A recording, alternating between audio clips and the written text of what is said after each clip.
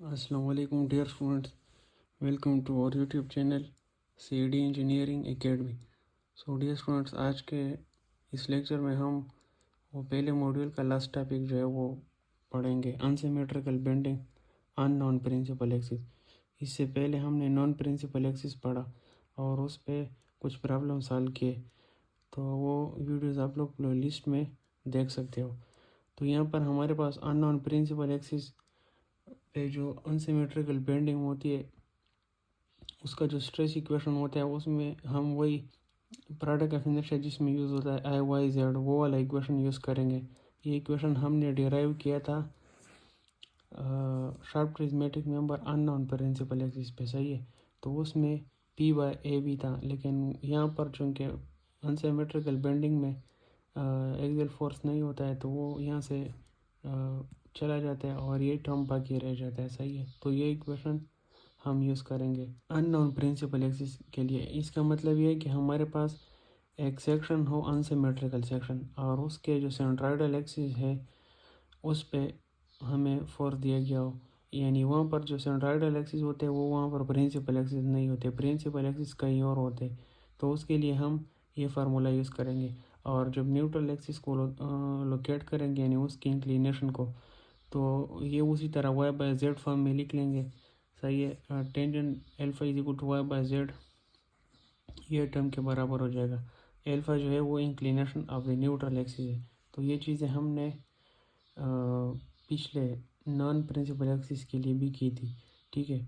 और दूसरी बात यह कि अगर इस इक्वेशन में हम इस इक्वेशन से हम नॉन प्रिंसिपल एक्सिस वाला फार्मूला भी निकाल सकते हैं। वो कैसे कि अगर हम इस तरह करें कि अगर ये जो सेंट्रोइडल एक्सिस है वो हमारे पास प्रिंसिपल एक्सिस हो जाए तो यहाँ पर हमारे साथ प्रोडक्ट ऑफ इनर्शिया ज़ीरो हो जाता है। तो ये आई वाई जेड स्क्वायर ये वाई जेड ये टर्म ज़ीरो हो जाएगा, ये टर्म ज़ीरो हो जाएगा, वाई वाई से कट जाएगा और यहाँ पे जेड जेड से कट जाएगा।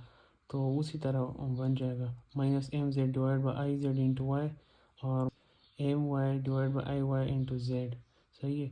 तो उसी तरह इक्वेशन बन जाएगा हमारे साथ, यहाँ पे जेड भी है। तो अब हम आते हैं एक प्रॉब्लम की तरफ, अनसिमेट्रिकल बेंडिंग। इस पे एक प्रॉब्लम करते हैं, सही है। यहाँ पर हमारे साथ क्वेश्चन है क्या simply supported beam made with angle section unsymmetric section is loaded with concentrated load, यानी यहाँ पर पॉइंट लोड एक्ट कर रहा है of 10 keep strength figure locate the neutral axis and calculate the maximum tensile and compressive stresses. तो dear students, यहाँ पर हमारे साथ एक सिंपली सपोर्टेड बीम है और उसका जो क्रॉस सेक्शन है वो एक एल सेक्शन है, कंपोजिट सेक्शन यानी अनसिमेट्रिक सेक्शन है। ये एक एक्सिस पे भी सिमेट्रिकल नहीं होता, अनसिमेट्रिकल है। तो मैंने आप लोगों को कहा कि जो अनसिमेट्रिक सेक्शन हो उसके सेंट्रोइडल एक्सिस जो होते हैं वो प्रिंसिपल एक्सिस नहीं होते, वो प्रिंसिपल एक्सिस कई और होते हैं, सही है। तो यहाँ पर हमारे पास इस बीम पर यहाँ पर लोड एक्ट कर रहा है, इसके डायमेंशंस भी गिवन है। और अगर हम इस एल सेक्शन में देखें तो यहाँ पर हमारे साथ इस पॉइंट पर लोड एक्ट कर रहा है। तो डियर स्टूडेंट्स, यहाँ पर एक बात है, वो बात यह है कि हमारे साथ ये फोर्स जो होगा वो एक्ट कर रहा होगा इसके शेयर सेंटर पर, सही है। शेयर सेंटर क्या होता है? शेयर सेंटर हमारे पास एक सेक्शन का वो सेंटर होता है जिस पे हमारे साथ ट्विस्टिंग नहीं होती, सही है। उस पर अगर हम फोर्स लगाए तो उस पर हमारे साथ ट्विस्टिंग नहीं होती। तो इस सेक्शन का शेयर सेंटर तकरीबन यहाँ पर आ रहा है। ये आप लोग सेकेंड मॉड्यूल या स्ट्रेस ट्रांसफॉर्मेशन वहाँ पर पढ़ लोगे, सही है। तो यहाँ पर हमारे पास शेयर सेंटर जो होता है उस पर जब लोड एक्ट कर रहा होता है तो हमारे साथ ये ट्विस्ट नहीं हो रहा होता, सही है। इसमें सिर्फ बेंडिंग आती है, ट्विस्टिंग इसमें नहीं आती। तो ये इसमें पॉइंट है, ये बात बुक में लिखी गई है। अनसिमेट्रिक सेक्शन जो कि 13 चैप्टर है उसमें ये बात लिखी गई है। तो उसके बाद हम इस तरह करते हैं कि इसके स्ट्रेसेस फाइंड करने के लिए वो जो आई वाई जेड वाला जो लंबा इक्वेशन है उसमें हम वैल्यूज पुट करेंगे और यहाँ पर हम ज्योमेट्रिक प्रॉपर्टीज़ पहले फाइंड करते फिर इसका मूवमेंट फाइंड करते। ज्योमेट्रिक प्रॉपर्टी ये एल सेक्शन जो था ये हमने वो एग्जांपल 1.1 जो तकरीबन इस प्लेलिस्ट की सेकंड वीडियो है उसमें हमने ये सॉल्व किए थे कि ज्योमेट्रिक प्रॉपर्टीज़ किस तरह फाइंड होते। तो ये बस हम वही से ले रहे, सही है। इस पर टाइम ज़ाया नहीं करते, फिर वीडियो लंबी हो जाएगी। अब हम आते हैं इसके बेंडिंग मूवमेंट की तरफ, सही है। आप लोगों को ये चीज़ें आनी चाहिए। अगर ये वीडियो अभी देख रहे हो तो इसका मतलब है कि पिछले सारी वीडियो या पिछले जो प्रॉब्लम्स है वो आपने सॉल्व किए हैं, तो आपको ये चीज़ें आनी चाहिए। अगर आपको ये चीज़ें नहीं आ रही कि ज्योमेट्रिक प्रॉपर्टीज़ किस तरह निकालते, फिर आप पेपर सॉल्व नहीं कर सकते। पहले आपको प्रॉपर्टीज़ निकालना आनी चाहिए, सही है। तो यहाँ पर हम अब ये बेंडिंग मोमेंट जो है जेड पे लग रहा है, देखो फोर्स इस तरह है तो bending moment about Z produce होगा यहाँ पर, तो वो हम फाइंड करेंगे। अगर इस बीम का हम बेंडिंग मोमेंट डायग्राम ड्रा करें, सही है। अगर यहाँ पर ये फोर्स एक्ट कर रहा हो और ये डिस्टेंस हमारे साथ ए हो, ये डिस्टेंस बी हो, सही है, और इधर, तो इसका बेंडिंग मोमेंट डायग्राम कुछ यूँ आएगा, सही है।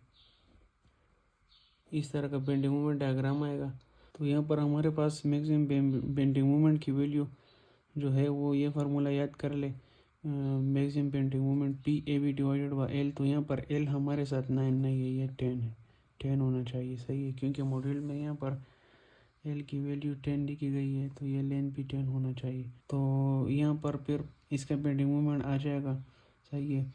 यहाँ पर फोर्स जो है वो 10 है, ए 6 बी 3 डिवाइडेड बाई एल 10 हो गया। तो ये हमारे पास 18 किलो न्यूटन मीटर, किलो की जगह 10⁻³ डालो, मीटर की जगह 10⁻³ तो ये न्यूटन मिलीमीटर में कन्वर्ट हो जाएगा ये बेंडिंग मोमेंट।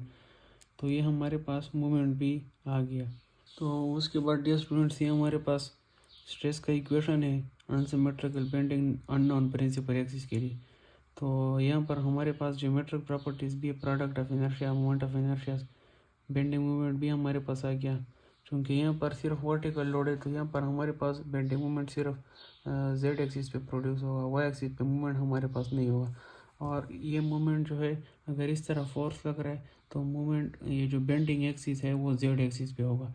तो ये यहाँ पर शो हुआ है, ठीक है। फोर्स इस तरह आ रहा है, कंप्रेशन भी टॉप साइड में, तो हमारे पास ये जो है ये जेड इस तरह होगा, एम जेड। अगर ये कैंटिलीवर बीम था तो कंप्रेशन ज़ाहिर बात है नीचे आता, तो फिर मोमेंट इस तरफ होता, सही है।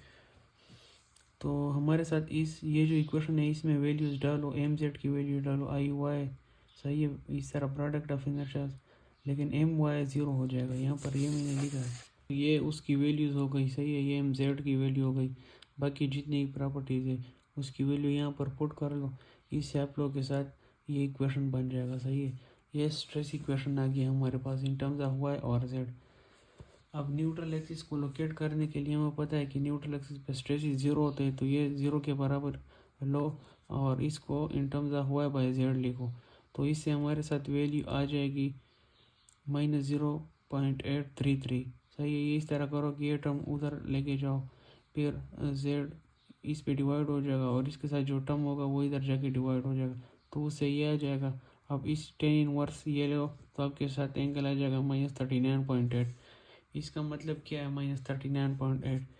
इसका मतलब ये कि जो सेंट्रोइडल एक्सिस है जेड एक्सिस, क्योंकि मूवमेंट जेड एक्सिस पे तो इस एक्सिस से एंटी क्लॉकवाइज रोटेट हुआ है, ये न्यूट्रल एक्सिस इस तरह रोटेट हुआ है 39.8 डिग्री, तो ये एंगल यहाँ पे बनेगा इस तरह 39.8 डिग्री, माइनस का मतलब एंटी क्लॉकवाइज रोटेट हुआ है। अब उसके बाद हमारे पास क्वेश्चन में गिवन है कि इसके मैक्सिमम टेंसाइल और कंप्रेसिव स्ट्रेसेस फाइंड करो। तो इस एंगल सेक्शन के बॉन्ड्स पर पॉइंट लो, ये 1 2 3 4 5 6। अब इसके कोऑर्डिनेट्स जो है वाई और जेड वो लिख लो। तो 6 पॉइंट है, इसके कोऑर्डिनेट्स क्या आ जाएंगे, देखो पॉइंट 1 का वाई कोऑर्डिनेट जो है वो हमारे साथ क्या हो जाएगा, ये टोटल सेंट्रोइडल एक्सिस वाई वाला जो है वो 26.54 है, तो उससे आप लोग ये माइनस करो 10, तो आपके साथ ये आ जाएगा जो कि क्या बन जाएगा 16.54, लेकिन वो वाई एक्सिस अपवर्ड है, ये डाउनवर्ड है, तो ये -16.54 हो जाएगा। और ये डिस्टेंस जो है ये तो हमारे पास ऑलरेडी गिवन है, टोटल 60 है, उससे ये 16.54 माइनस करो तो आपके साथ 43.46 आंसर आ जाएगा, सही है। ये आपके साथ कोऑर्डिनेट्स हो गए। इसी तरह बाकियों के भी कोऑर्डिनेट्स लिख लो, ये बहुत आसान है, इतनी मुश्किल नहीं है। और ये कोऑर्डिनेट्स की वैल्यूज जो है वो स्ट्रेस इक्वेशन में डालो, आपके साथ स्ट्रेस मेगापास्कल में आ जाएंगे। तो अब आप इसके बाद ये देख लो कि कौन से पॉइंट पर पॉजिटिव स्ट्रेस मैक्सिमम है और नेगेटिव स्ट्रेस मैक्सिमम है।